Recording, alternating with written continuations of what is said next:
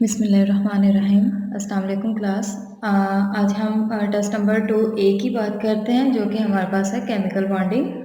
तो यहाँ पे क्वेश्चन नंबर 1 है हमारे पास, the force which hold atoms together in a molecule is called. तो कौन सी फोर्स है जो हमारे पास एटम्स को मॉलिक्यूल में जो है बॉन्ड करके रखती है, इसे हम लोग कहते हैं, ये हमारे पास क्या आ जाएगा, केमिकल बॉन्ड आ जाएगा।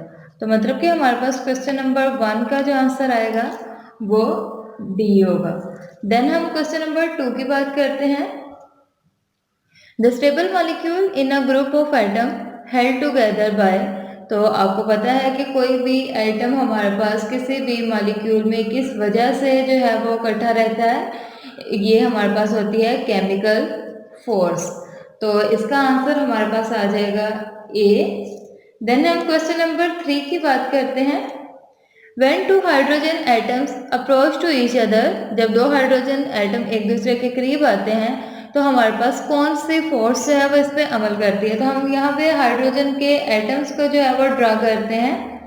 तो हाइड्रोजन के एटम्स इस फॉर्म में हमारे पास जो है वो एक दूसरे के करीब आ रहे हैं। तो आप लोग यहाँ पे देख सकते हो कि आपने पहले भी पढ़ा हुआ है कि same charges repel each other.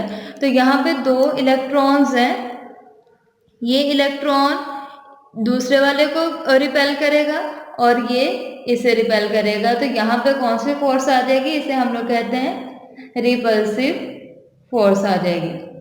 और इसके अलावा अगर हम इनके न्यूक्लियस की बात करते हैं तो इस एटम का न्यूक्लियस इसके न्यूक्लियस दूसरे एटम के न्यूक्लियस को रिपेल करेगा और इसका न्यूक्लियस इस एटम के न्यूक्लियस को रिपेल करेगा। तो इसे भी हम लोग कहते हैं, ये हमारे पास रिपल्सिव फोर्स है।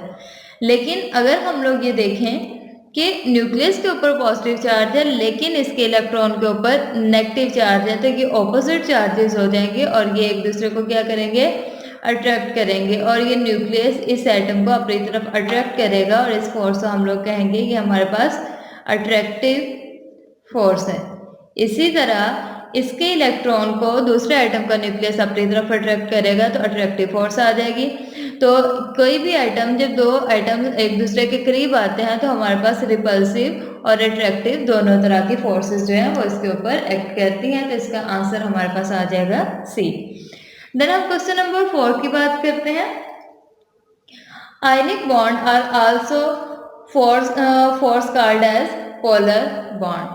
तो आयनिक बॉन्ड पोलर बॉन्ड क्यों कहलाता है, आप लोग को पता है कि पोलैरिटी क्या होती है या पोलर बॉन्ड क्या होते हैं, जो कि हमारे पास पॉजिटिव और नेगेटिव एटम के दरमियान बनते हैं तो इन्हें पोलर कहा जाता है।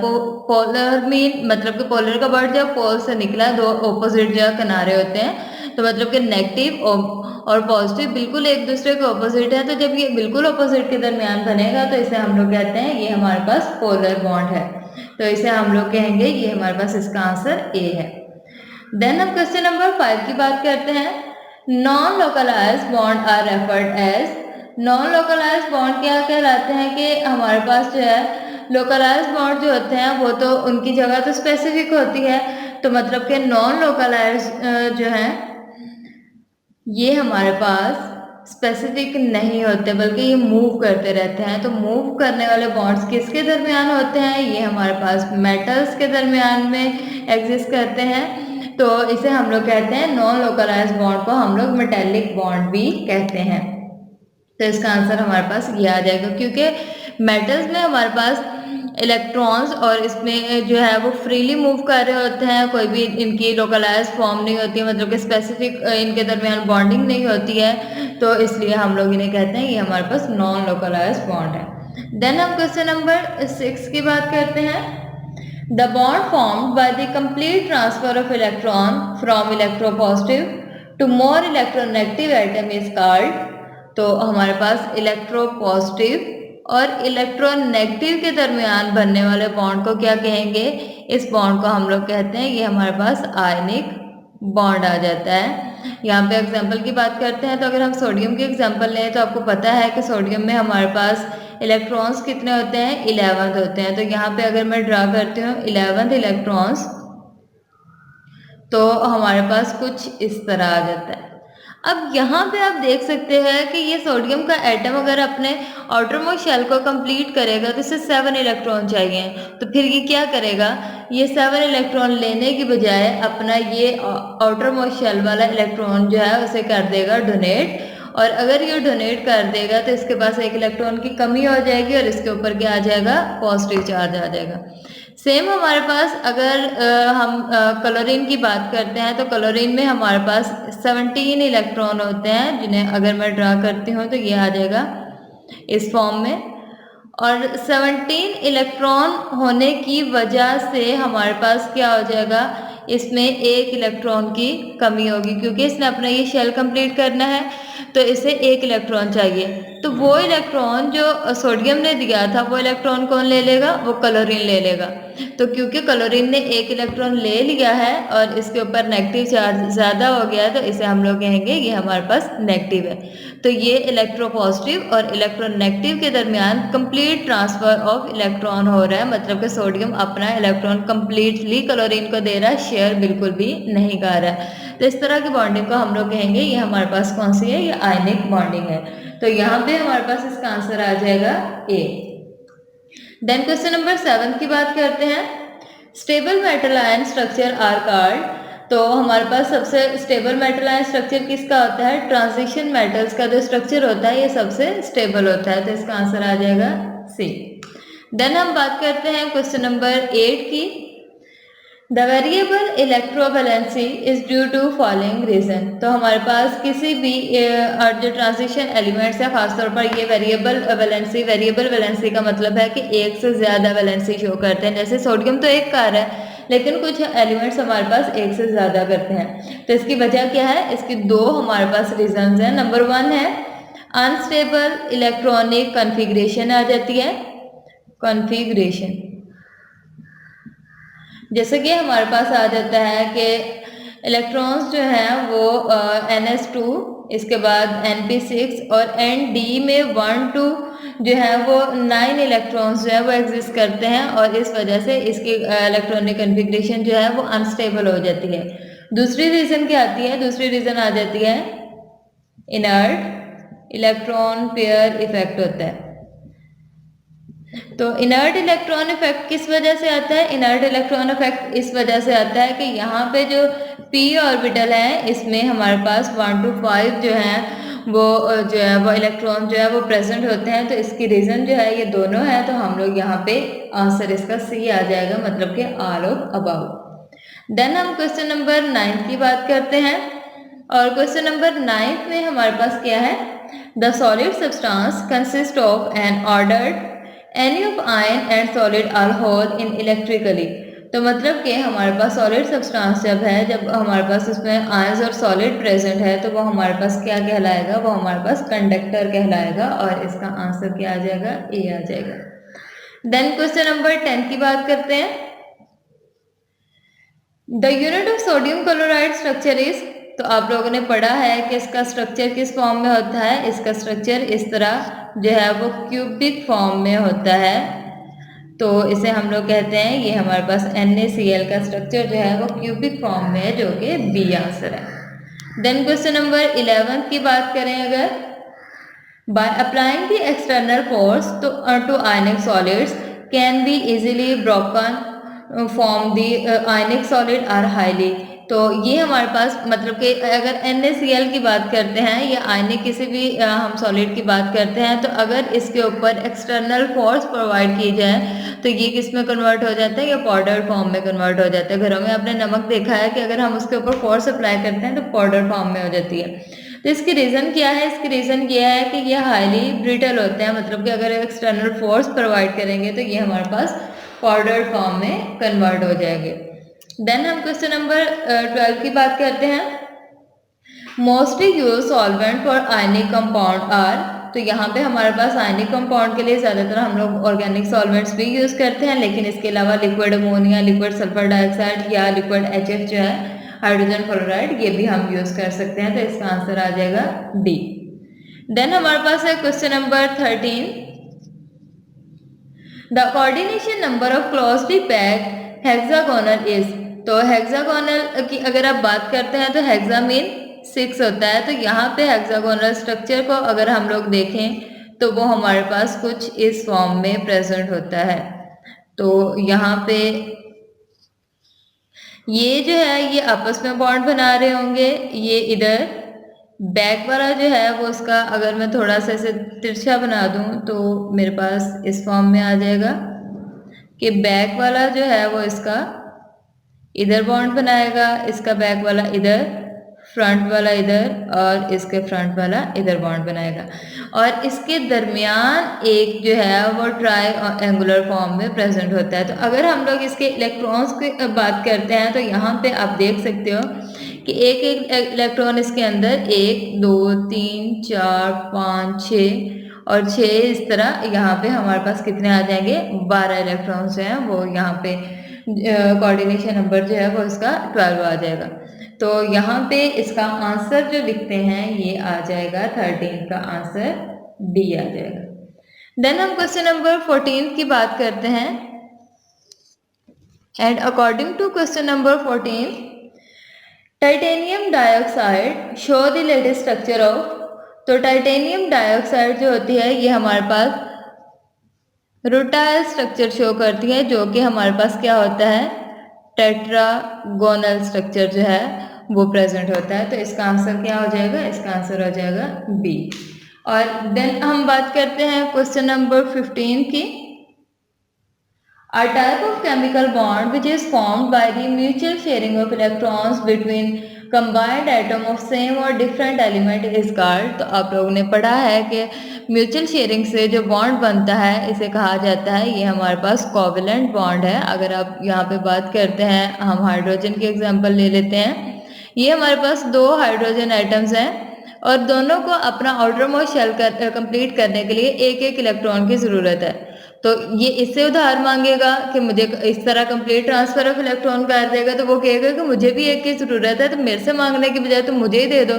तो फिर दोनों किस बात पे एग्री करेंगे कि हम दोनों अपने इलेक्ट्रॉन किसी को देते नहीं हैं, बल्कि आपस में क्या कर लेते हैं, शेयर कर लेते हैं। तो मतलब कि हमारे पास इसका इलेक्ट्रॉन पहले इसके ऑर्बिट में रिवॉल्व करेगा, देन फिर दोनों मिलकर इस हाइड्रोजन के एटम में ऑर्बिट में रिवॉल्व करेंगे। तो इस तरह ये हमारे पास म्यूचुअल शेयरिंग से बन जाएंगे, मतलब कि एक दफ़ा उसके ऑर्बिट में रिवॉल्व कर रहे हैं, एक दफ़ा उसमें, तो ये हमारे पास कहलाएगा कोवेलेंट बॉन्ड। तो इसका आंसर क्या आ जाएगा, बी आ जाएगा। देन हम क्वेश्चन नंबर 16 की बात करते हैं। The acetylene molecule contain. तो आप लोगों को पता है कि एसिटाइलिन क्या होता है। एसिटाइलिन हमारे पास ये होता है, तो इसमें हमारे पास क्या है, ट्रिपल बॉन्ड प्रेजेंट है। तो इसका आंसर आ जाएगा सी। देन हम क्वेश्चन नंबर 17 की बात करते हैं। Al2C6 is example of. यहाँ पे हम लोगों ने इसके एग्जाम्पल की बात करनी है। अगर मैं यहाँ पे इसका स्ट्रक्चर बनाती हूँ तो ये हमारे पास कुछ इस तरह का स्ट्रक्चर जो है वो हमारे पास जो है वो आ जाएगा। यहाँ पे क्लोरीन और ये, तो ये हमारे पास ज़्यादातर जो बॉन्ड बनाते हैं ये कोऑर्डिनेट बॉन्ड बनाते हैं। आप लोग यहाँ पे देख सकते हो कि ये जो बॉन्ड है ये हमारे पास किस चीज़ को शो कर रहा है, ये हमें शो कर रहा है कि ये हमारे पास कोऑर्डिनेट बॉन्ड है। और हमारे पास ये न्यूट्रल आइटम के दरमियान और ये इसके दरमियान जो है वो बन रहा है एल्यूमिनियम और क्लोरीन के दरमियान बन रहा है, और इसे हम कोऑर्डिनेट बॉन्ड कहेंगे। और इसका आंसर हमारे पास क्या आ जाएगा, इसका आंसर आ जाएगा सी। देन हम क्वेश्चन नंबर 18 की बात करते हैं। The coordinate compounds are. Coordinate compounds क्या होते हैं, कोऑर्डिनेट कंपाउंड्स सेमी पोलर होते हैं। पोलर तो हम लोगों ने पढ़ा था, सेमी मीन क्या होता है, सेमी का मतलब होता है थोड़े से पोलर होते हैं, slightly.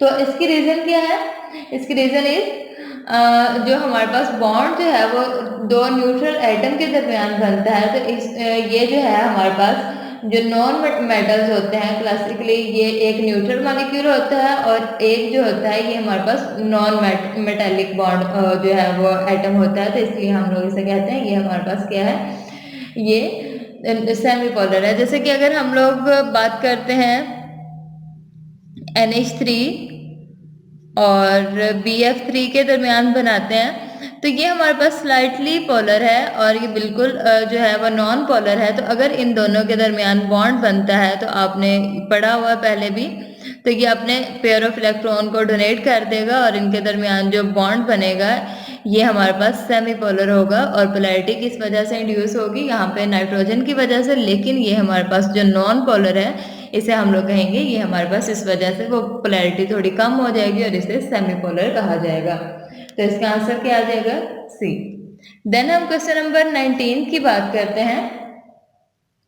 To type of coordinate compounds are, तो हमारे पास दो तरह के वो कोऑर्डिनेट कंपाउंड्स होते हैं। नंबर 1 होते हैं लेबाई, इसका मतलब है ये हमारे पास हाई स्पिन होते हैं, और एक हमारे पास होते हैं लो स्पिन। तो लो स्पिन वाले को क्या कहते हैं, इन्हें कहा जाता है ये हमारे पास इनर्ट होते हैं और ये लो स्पिन होते हैं। तो मतलब कि इसका आंसर में ये दोनों आ रहे हैं, तो बोथ ए और बी, और आंसर हमारे पास आ जाएगा सी।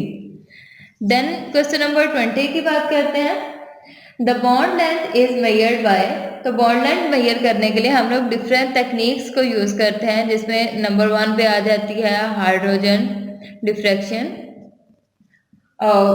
X ray diffraction.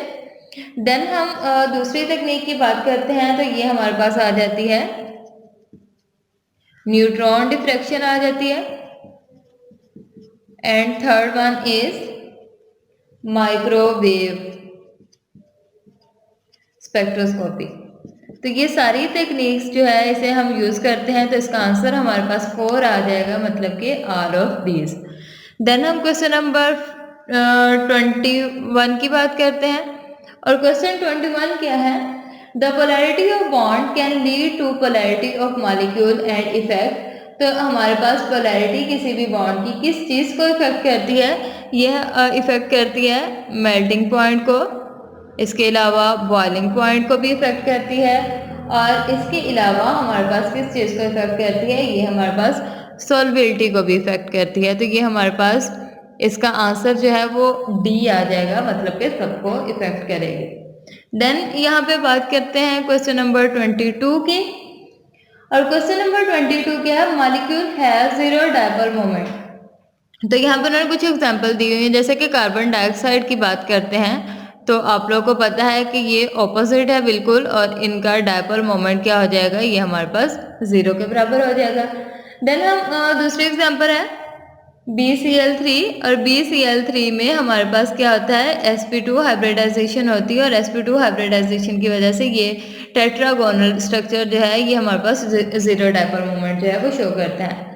देन हम क्वेश्चन मीथेन की बात करते हैं, और ये हमारे पास मीथेन होता है। आप यहाँ पे देख ले सकते हो कि कार्बन के साथ सारे एक ही तरह के हाइड्रोजन अटैच है। ये हाइड्रोजन इस हाइड्रोजन के इन्फ्लुएंस को कैंसिल कर देगा, ये इसके इन्फ्लुएंस को कैंसिल कर देगा, और नेट डायपोल मोमेंट जो है वो हमारे पास क्या आ जाएगा, 0 आ जाएगा। देन हम आगे करते हैं, कार्बन टेट्राक्लोराइड की बात करते हैं। तो कार्बन टेट्राक्लोराइड में सेम मीथेन वाला केस होगा कि ये हमारे पास सेम क्लोरीन एक दूसरे के इन्फ्लुएंस को कैंसिल करते जाएंगे, और हमारे पास जो नेट डायपोल मोमेंट है वो हमारे पास 0 हो जाएगा। तो ये इसका आंसर क्या आ जाएगा, ऑल अबाव, मतलब कि यहाँ पे डी आंसर आ जाएगा। देन हम क्वेश्चन नंबर 23 की बात करते हैं। Pauling has suggested that the calculate of energy can be improved by considering, तो दो तरह की चीज़ों को हम लोग यहाँ पे कंसिडर करते हैं एनर्जी के लिए। एक हमारे पास है screening effect, and second one is polarization effect.